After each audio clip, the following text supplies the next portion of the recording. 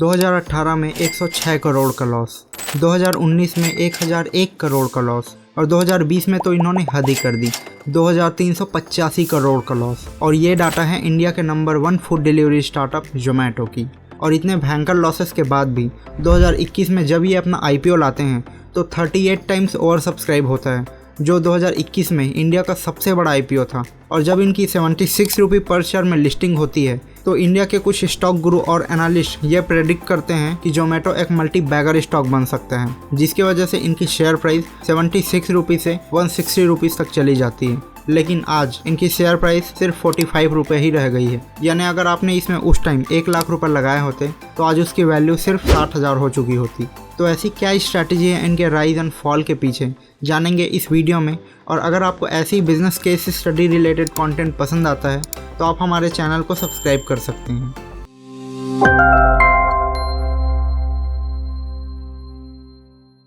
तो कहानी की शुरुआत होती है 2008 से, जब दीपिंदर गोयल और पंकज चड्ढा जो IIT ग्रेजुएट थे, वो दोनों एक बेन एंड कंपनी नाम से कंपनी में काम कर रहे होते हैं। और अपने वर्किंग आवर्स के दौरान उन्होंने बहुत सारे लोगों को रेस्टोरेंट के मेनू कार्ड का इंतज़ार करते हुए देखते हैं, जिनसे इनको एक आइडिया आता है। और वो आइडिया ये था कि ये अपना खुद का वेबसाइट शुरू करेंगे जिसमें जितने भी सारे रेस्टोरेंट्स हैं उनके सबके मेनू कार्ड को लोकली स्कैन करके अपलोड करते हैं। यानी इनका बिजनेस था रेस्टोरेंट डिस्कवरी का, जिसका नाम था फूडीवे, जिसे आज हम जोमेटो के नाम से जानते हैं, जो 24 कंट्रीज़ में लगभग 10,000 सिटीज़ में ऑपरेट करते हैं, including America and Saudi Arabia, Dubai. और जोमेटो पहले फूड डिस्कवरी पर फोकस कर रहा था, लेकिन 2015 से ये फूड डिलीवरी बिजनेस में भी इंटर करते हैं। लेकिन तब तक मार्केट में और भी फूड डिलीवरी स्टार्टअप्स आ चुकी थी, like food Panda, Uber Yeats and Swiggy. और ये सब अग्रेसिवली मार्केट में इन्वेस्ट भी कर रहे थे, क्योंकि इस इंडस्ट्री में प्रॉफिट कमाने का एक ही जरिया था, और वो था अपने कंपटीशन को ख़त्म करके और हैवी डिस्काउंट देके कस्टमर को एक्वायर करना। लेकिन इसी होड़ में आज सिर्फ 2 ही कंपनी बच चुकी है। पहला है जोमेटो और दूसरा है स्विगी, जो कि ये दोनों भी भयंकर लॉसेस झेल रही है। तो इन्होंने ऐसी कौन सी स्ट्रैटेजी यूज़ करी जिससे इतने कंपटीशन में भी ये सर्वाइव कर पाएँ और आज इंडिया के नंबर 1 फूड डिलीवरी स्टार्टअप बन पाई है। तो ये 6 टाइप के रेवेन्यू मॉडल पर काम करती है, जिनमें से इनका पहला है डिलीवरी बेस्ड बिजनेस मॉडल, जिसमें ये कस्टमर से डिलीवरी चार्जेस लेते हैं और रेस्टोरेंट ऑनर से 25 to 30% तक कमीशन लेते हैं। और अगर आप इनके एप्लीकेशन से कुछ मंगाएंगे तो आपको डिलीवरी चार्जेस तो एक्स्ट्रा लगेगा ही, लेकिन उसके बाद भी आपको रेस्टोरेंट के कंपैरिजन में थोड़ा ज़्यादा ही पे करना पड़ेगा, लगभग 30 से 40 रुपये ज़्यादा। और इनके इसी प्राइस डिफरेंस को देखते हुए ट्विटर पर एक यूज़र एक पोस्ट करता है जिसमें रेस्टोरेंट के लाइव बिल को और जोमेटो के चार्जेस को कंपेयर किया जाता है। और इस पोस्ट के वायरल होने के बाद जोमेटो का ये रिप्लाई था कि इसमें हमारा कुछ भी हाथ नहीं है, जो भी है हमारे रेस्टोरेंट पार्टनर की तरफ से है। तो अब समझते हैं कि रेस्टोरेंट ऑनर ऐसा करते क्यों हैं, जबकि प्राइस बढ़ाने से उनका ही ऑर्डर कम हो सकता है। और इसको समझने के लिए हम जानते हैं GST के बिजनेस मॉडल को। जैसे कोई एक प्रोडक्ट पर GST लगता है तो दुकानदार अपनी लायबिलिटी कस्टमर पर ट्रांसफ़र कर देते हैं और वो कस्टमर से GST वसूल करता है। ठीक वैसे ही जोमेटो जो भी 30% रेस्टोरेंट से चार्ज करता है, रेस्टोरेंट ऑनर अपने प्रोडक्ट की बेस प्राइस पर ही 30% ऐड करके जोमेटो में लिस्ट करते हैं, ताकि उनको नुकसान ना हो और घुमा फिरा के कस्टमर को ही ज़्यादा प्राइस पे करना पड़ता है। एग्जाम्पल के लिए रेस्टोरेंट में एक प्लेट बिरयानी 150 रुपये का मिलता है, लेकिन उसी बिरयानी के लिए जोमेटो में आपको 200 रुपये पे करना पड़ेगा। और दूसरा इनका आता है जोमेटो प्रो, और ये एक सब्सक्रिप्शन बेस्ड रेवेन्यू मॉडल है जिसे 2017 में शुरू किया गया था। और अभी के डेट में इनके 1.8 मिलियन प्रो मेंबर्स है। ये एक exclusive loyalty paid membership programme होता है जिसमें कस्टमर को कुछ एक्स्ट्रा बेनिफिट्स दिया जाता है। और अगर आप डाइनिंग के लिए बाहर उस रेस्टोरेंट में जाते हैं जिसका जोमेटो के साथ टाई अप है, या इसके अलावा आप इनके एप्लीकेशन से ऑर्डर करते हैं, तो दोनों ही सिचुएशन में ये अपने नॉर्मल कस्टमर से ज़्यादा अच्छी और एक्सक्लूसिव डील्स देते हैं। जोमेटो प्रो 2017 के पहले जोमेटो गोल्ड के नाम से जाना जाता था, जहां इनके 2 प्लान होते थे। पहला इनका प्लान होता था गोल्ड फॉर डाइनिंग, जिसमें ये मोस्टली उन लोगों को टारगेट करते थे जो डाइनिंग के लिए बाहर जाना पसंद करते थे। और दूसरा इनका आता है गोल्ड फॉर नाइट लाइफ, जिसमें मोस्टली ड्रिंकिंग को प्रीफर किया जाता था और बार एंड पब्स इसके लिए एप्लीकेबल होते थे, जहां गोल्ड मेंबर्स को फ्री में ड्रिंक भी प्रोवाइड किया जाता था। और इसके बाद इन्होंने अपने गोल्ड मेंबरशिप प्रोग्राम में कुछ और एक्स्ट्रा बेनिफिट्स ऐड करके इसको प्रो सब्सक्रिप्शन में कन्वर्ट कर दिया। और आपको बता दूं, ये जोमेटो का प्लान उनके लिए काफ़ी ज़्यादा बेनिफिशियल हो सकता है जो थोड़े फूडी टाइप के हैं और जिनको थोड़ा बाहर का खाना काफ़ी पसंद होता है और अक्सर वो बाहर जाते ही रहते हैं। तो तीसरा इनका रेवेन्यू सोर्स है एडवर्टाइजमेंट। अगर किसी रेस्टोरेंट को जोमेटो के सर्च लिस्ट में टॉप में दिखना है जिससे उनको ज़्यादा से ज़्यादा ऑर्डर मिल सके, तो इसके लिए रेस्टोरेंट ऑनर को जोमेटो में एडवर्टाइज लगाना पड़ता है जिससे वो जोमेटो लिस्ट में सबसे ऊपर दिखाते हैं। और इन एडवर्टाइजमेंट से जोमेटो को तो रेवेन्यू मिलता ही है, लेकिन इससे रेस्टोरेंट ऑनर को भी 2 टाइप के फ़ायदे मिलते हैं, जिसमें अगर उनका ऑर्डर जोमेटो के थ्रू आता है तो चांसेस तो होता ही है कि कस्टमर उनके रेस्टोरेंट से ही अपना ऑर्डर प्लेस करेगा।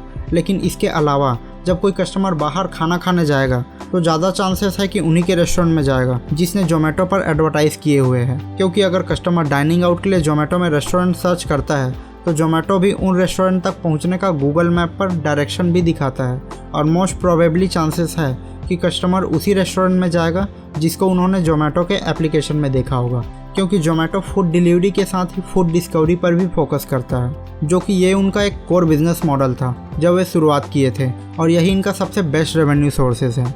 4th, consulting services.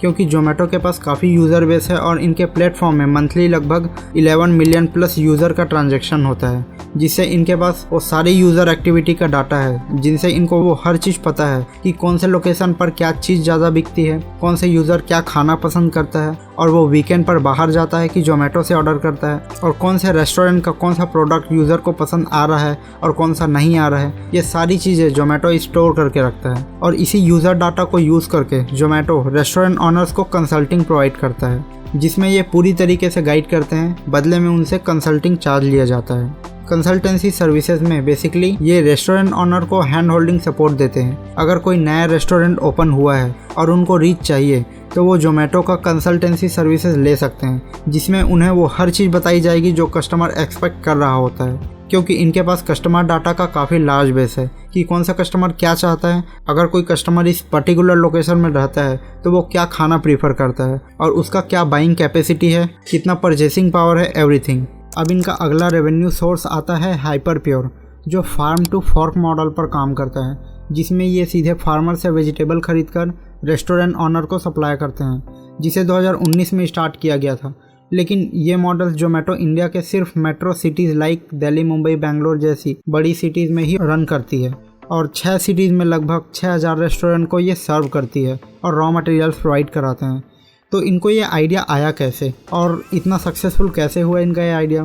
तो इन्होंने देखा कि रेस्टोरेंट ऑनर सप्लायर से ज़्यादा क्वांटिटी में चीज़ें नहीं खरीद सकता, क्योंकि इन चीज़ों की एक्सपायरी हार्डली 2 से 3 दिनों की ही होती है, जिसकी वजह से उनको स्केल डिस्काउंट नहीं मिल पाता था।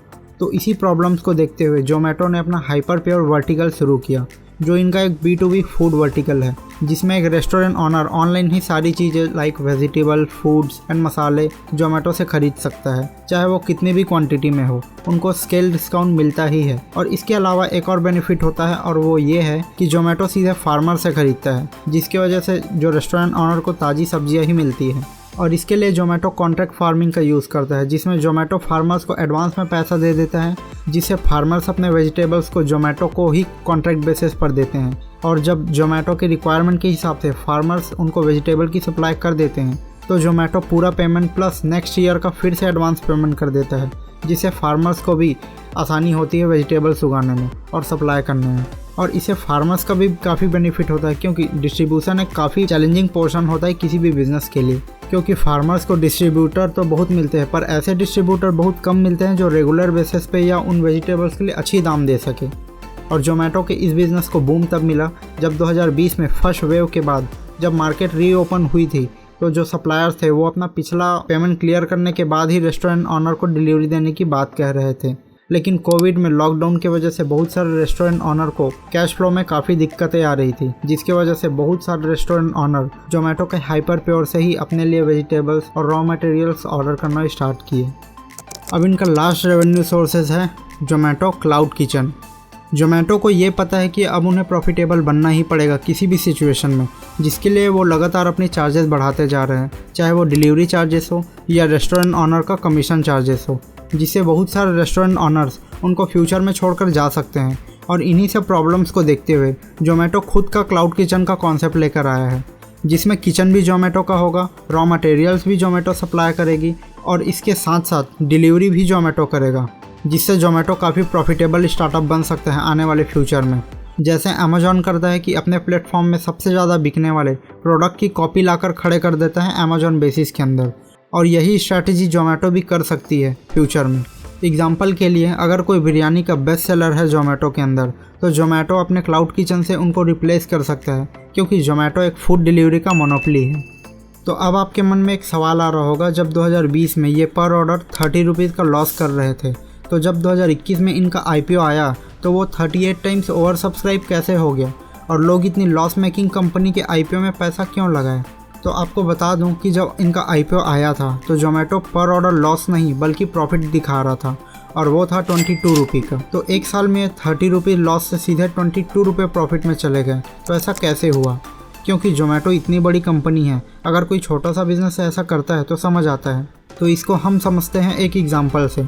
जैसे एक छोटा सा बोट है जो कहीं भी आसानी से टर्न ले सकता है, और वहीं एक बड़ा सा जाइंट क्रूज शिप है जो आसानी से कहीं भी टर्न नहीं ले सकता, उसको घूमने में काफ़ी समय लगता है। ठीक इसी प्रकार एक बड़े बिजनेस को टर्न लेने में काफ़ी समय लगता है।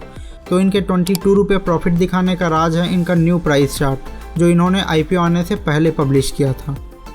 और 2020 में इनका एवरेज ऑर्डर वैल्यू था 278 रुपये, जिनमें से 43.6 रुपये ये रेस्टोरेंट से कमीशन लेते थे, 15.3 रुपये कस्टमर से डिलीवरी चार्जेस लेते थे, और इनका खुद का डिलीवरी कॉस्ट जो आता था पर ऑर्डर 52 रुपये के आसपास आता था। डिस्काउंट था इनका जो कस्टमर को देते थे, वो 21 रुपये 7 पैसा डिस्काउंट देते थे।